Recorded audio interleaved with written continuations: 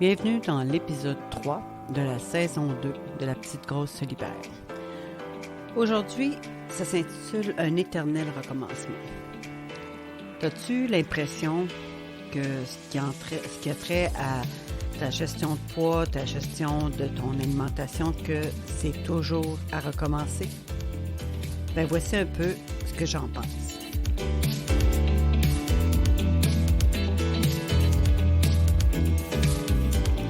Bienvenue dans le podcast La Petite Grosse se libère, le podcast qui s'adresse aux gens qui veulent se libérer, non seulement de la lutte avec leur corps, leur bouffe et leur tête, mais aussi de plein d'autres choses. C'est un laboratoire où on expérimente ensemble le chemin de la libération. Pas de promesses, pas de vérité absolue, pas de pseudo-experts, que de l'authenticité et de la vulnérabilité. Tout cru, sans filtre. Bienvenue dans mon monde.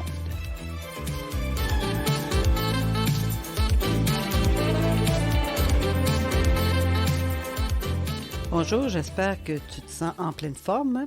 Moi, ça va relativement bien. L'éternel recommencement. Moi, ça fait... là, j'ai 56 ans. J'ai fait mon premier régime à 8 ans. Fais le calcul, ça fait pas mal de temps que j'essaie de maîtriser un art qui devrait être tout à fait basique et intuitif. Et pas compliqué, c'est-à-dire manger.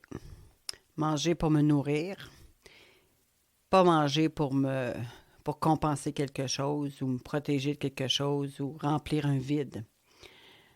C'est quelque chose qui est très, très instinctif. T'en conviens avec moi, là, que manger, c'est pour que notre corps fonctionne. Ça ne devrait pas être toute notre vie. Ça ne devrait pas être la source de toutes nos pensées. Fait que pourquoi je vais te parler d'un éternel recommencement? Parce que je me sens comme ça. J'en ai plein mon casque de recommencer tout le temps. De recommencer en fonction de nouvelles informations, de recommencer pour tout. Quand j'ai commencé, à 8 ans, on m'avait mis sur un régime, là, 1200 calories par jour. Je l'ai déjà dit 1000 fois. Sans saveur, sans plaisir, sans chercher à comprendre pourquoi j'avais 22 livres de trop à 8 ans. On a essayé de rétablir ça sans attaquer la raison de base. Bon, moi-même, jusqu'à ce jour, je ne suis pas certaine. Il y a plusieurs pistes d'informations. Pourquoi je me suis mis à engraisser? Pourquoi j'ai commencé à engraisser? C'est pas compliqué, j'ai trop mangé. Je mangeais au-delà de ce que mon corps avait besoin. Mais pourquoi j'avais besoin de manger autant?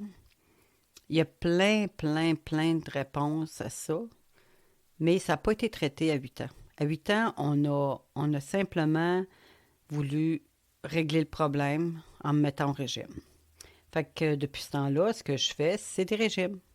C'est engraisse, maigrir, engraisse, maigrir. C'est tout le temps ça. Ça fait des décennies que c'est comme ça. Puis là, moi, je pensais, voyons, il y a 3 ans, que j'avais trouvé vraiment le secret. Je faisais l'alimentation cétogène, j'avais perdu 93 livres, j'étais mince comme un fil, puis tout en mangeant des choses savoureuses. Là, après ça, je me suis mis à rengraisser. Finalement, je découvre que j'ai un trouble alimentaire. Oh, quelle surprise! Quand ça fait des décennies que tu essaies de gérer ton poids sans régler le problème de base, sans revoir plein de choses, ben ça donne ça. Fait que je me suis mis à rengraisser, je me suis mis à désespérer. Puis là, le diagnostic de l'hyperphagie boulimique. Bon, je m'en vais en thérapie. Puis là, on m'enseigne, en fait, que mon alimentation, ça devrait être plus intuitif, comme ça aurait dû être dès le début, c'est-à-dire manger pour me nourrir, puis tant mieux si ça goûte bon. Puis, fait que ce que j'ai appris beaucoup de choses, pareil, j'ai appris énormément, j'ai lu énormément sur l'alimentation intuitive. Puis, si je résume ça vraiment de façon simpliste, c'est manger quand tu as faim, arrêter quand tu n'as plus faim, quand ton corps est rassasié, puis aussi quand ton esprit est rassasié. Puis, essayer de manger des aliments qui sont sains pour toi sans avoir une connotation positive, négative, juste la neutralité par rapport aux aliments. Fait que c'était quand même libérateur de voir que tu regardes ton plat, tu te fais à manger quelque chose que tu as le goût des ananas, tu manges des ananas, tu essaies d'équilibrer pour avoir tous les apports bénéfiques pour ton corps, tout ça, mais j'ai pas réussi. J'ai pas réussi. Parce que la cause de base, qui est à l'origine et qui se maintient de remplir un vide, est pas là. J'ai pas géré ça. Fait que je mange trop encore, je mange mal. Pas tout le temps, mais par moment. Fait que, tu sais, je pensais avoir encore trouvé une solution, là. L'alimentation intuitive, pour moi, c'était « Ah, OK, c'est ça qu'il faut faire. Ah, OK, d'accord. » Mais non, c'est pas que c'est pas ça qu'il faut faire, c'est que je pars pas de la même place qu'une autre personne. Fait que là, j'étais en train de regarder ça, puis ça marche toujours pas, là. Je ne maigris pas, j'engraisse. Parce que je suis pas capable de faire la base, qui est de manger quand j'ai faim, d'arrêter quand j'ai pas faim, quand j'ai plus faim, puis de simplement m'alimenter, sans plus ni moins. J'y arrive pas.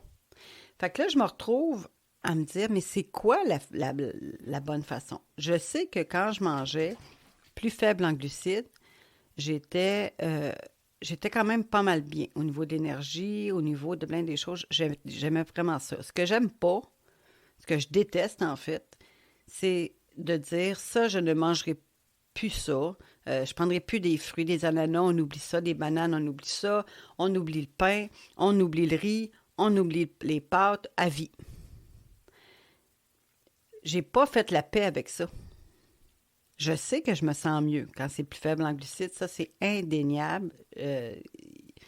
C'est immanquable. Immanquable, immanquable, immanquable. Ce que je suis pas capable de faire, c'est de vivre dans la restriction alimentaire. Fait que là, je suis prise entre comprendre que l'alimentation intuitive, c'est the way to go, là, c'est la voie à suivre, mais qu'est-ce que tu fais quand tu ne sais pas? Quand tu ne sais pas comment gérer tout ça?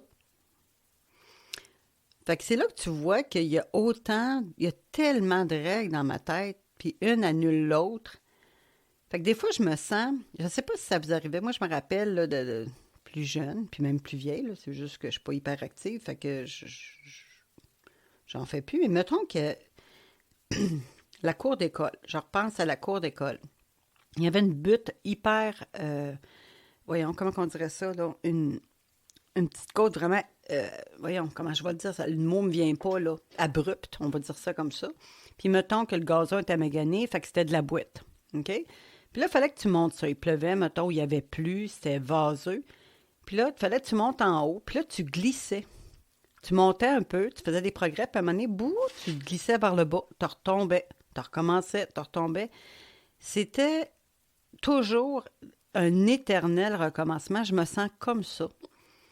Puis c'est comme si j'essaye une technique, j'essaye une autre, j'essaye une autre, j'essaye une autre, puis ça marche un bout, puis là, je redescends encore. Je redescends au point de départ ou presque. Je fais toujours un petit peu de progrès, mais j'arrive pas à monter, à atteindre le sommet. Puis ça, je trouve ça, je sais pas pour toi, je sais pas si tu vis ça, mais je trouve ça démoralisant. Parce que je me dis, j'ai tout ce savoir-là, j'ai tellement de savoir, là. Puis, j'arrive pas comme à trouver la voie où je vais être bien. Fait qu'il y a beaucoup de choses, tu sais. Ces temps-ci, j'essaie de réduire mon apport en sucre, en glucides, sans totalement éliminer. Mais c'est pas tout à fait... Je suis comme pas à la bonne place, puis je le sens que je suis pas à la bonne place. Puis j'essaie de trouver la réponse pour moi. Parce que les vérités éternelles, j'y crois plus. J'y crois pas. Je crois que chacun est différent. Chacun a ses préférences. Il y a des affaires qui marchent. J'ai une de mes amies qui fait le jeûne intermittent, puis elle est très bien là-dedans. Moi, je suis pas contre non plus. C'est juste que ce que j'aimerais, c'est trouver la solution. Puis là, je me rends compte qu'il n'y en a pas une seule solution, vraiment, là. Même pour moi-même, personnellement. Fait que aujourd'hui, c'est de ça que je te parle. Je te parle du fait, je sais que c'est pas aidant nécessairement, mais tu sais, des fois, je me dis, OK, pourquoi ce sabotage-là? Qu'est-ce que je comble pas? Puis j'écoutais un monsieur qui parlait de la liberté. Il dit que souvent, parce que lui, il parle, bon, il est dans l'alimentation, évidemment, puis il parlait de la liberté, puis comme quoi qu'on veut fondamentalement pouvoir dire, hey, moi, je veux être libre de manger ce que je veux. Ta, ta, ta. Puis lui, il amène un point qui est vraiment intéressant. Il dit, d'abord, bon, un, s'alimenter, c'est un besoin de base. Maintenant, les saveurs, puis aimer ce qu'on mange, c'est autre chose, c'est le psychologique. Mais il dit à la base, tu dois t'alimenter simplement comme mettre du gaz dans ton char. C'est pas compliqué, ça devrait être juste ça. Mais on est dans une culture de saveur, on est dans une culture de plaisir, donc il faut qu'on trouve du plaisir quand on s'alimente. Mais ce qui a amené sur la liberté, c'est qu'à un moment donné, il y a quelqu'un qui disait non, moi je trouve que c'est trop limitatif, je vais être libre, tout ça. Puis là, il lui a dit, OK, mettons que je te mets devant toi, mettons que le gars, on va dire que son aliment fétiche, c'était le chocolat, on va dire. Il lui demande, il dit, si je te mets une tablette de chocolat, là, euh, comment tu réagis? Fait que le gars, il dit, écoute, moi, je suis pas capable de résister à du chocolat, là. Moi, c'est sûr que je le mange, puis je vais en manger une, puis deux, puis trois tablettes, là. Fait que le gars, il a demandé, il dit, ta liberté est où? La liberté, c'est pas de manger tout ce qu'on veut.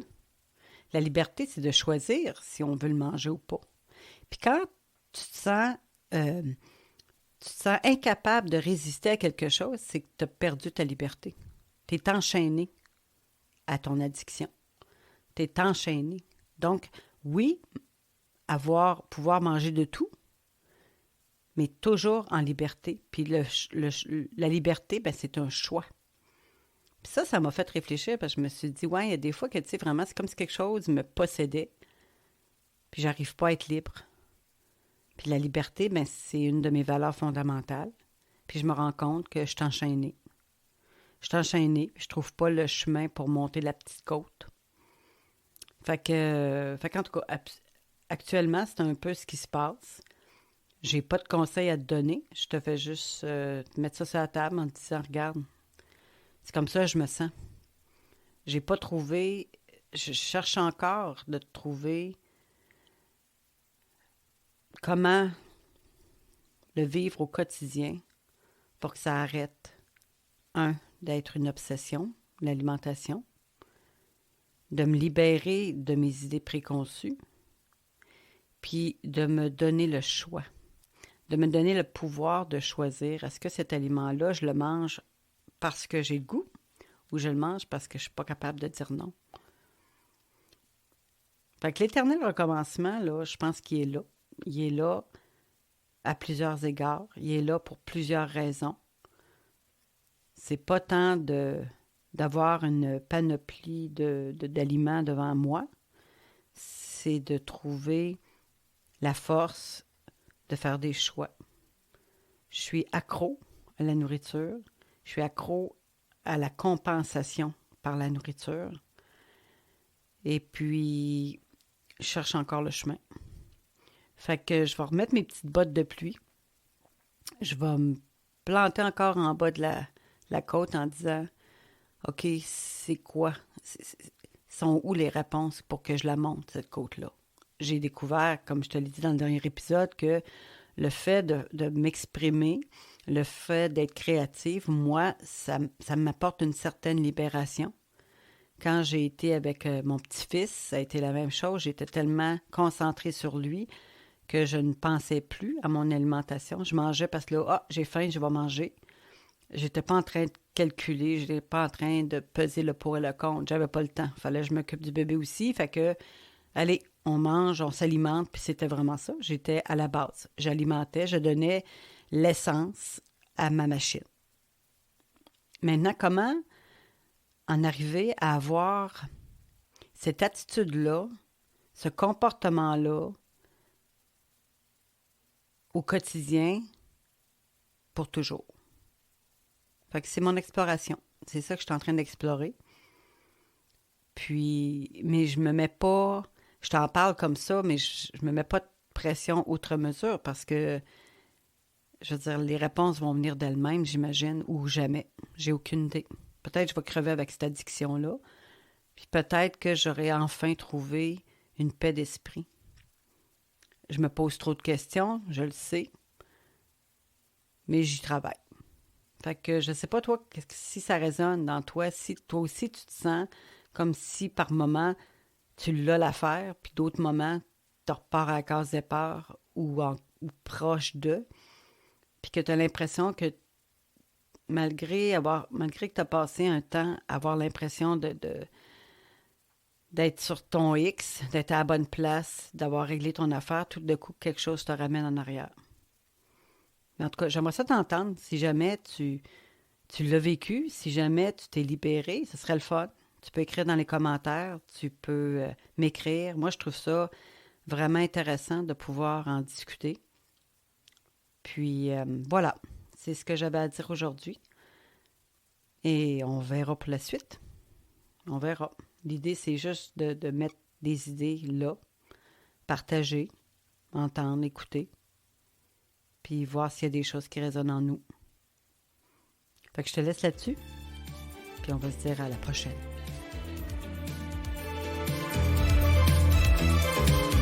J'espère que cet épisode t'a plu et que tu en auras tiré quelque chose.